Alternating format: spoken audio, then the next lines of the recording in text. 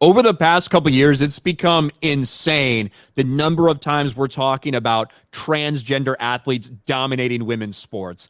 And time again, as much as we might complain about it, as much as a lot of people might say this isn't right, the people that are actually going to eventually put a stop to this are female athletes themselves by refusing to, whether it's get in the pool, get on the field, or get in the meet with somebody who comes in there, a biological man pretending to be a woman.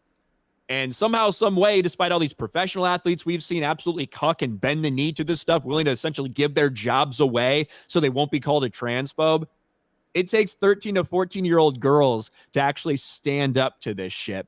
Exclusive, West Virginia girls step out of track and field to protest transgender competitor.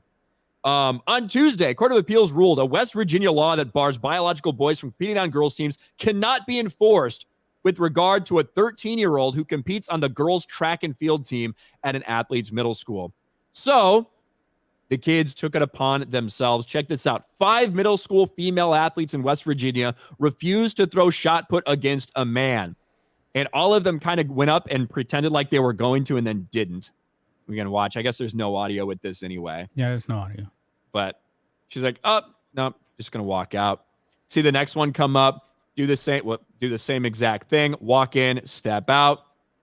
Here's the next one. Oh, look. Oh, I'm not going to do it either. These girls who are saying, you know what? If we're going to be forced to compete against a fucking dude, a fucking man coming in to play with girls, we're just not going to play your game. And I hope it's sad that this is where we're at. It's sad that we need to see more of this, more female athletes that are giving up on this opportunity or that opportunity to not make a joke of the sport. But at the end of the day, this is what it takes. Yeah, it's going to have to happen like this because I don't know if you guys heard or not, but Biden now has decided to amend Title IX, which is now really going to protect men, I guess, competing as women. Gender identity now. Women's sports is done, man. It's done now if this is the way that Title IX is going to go.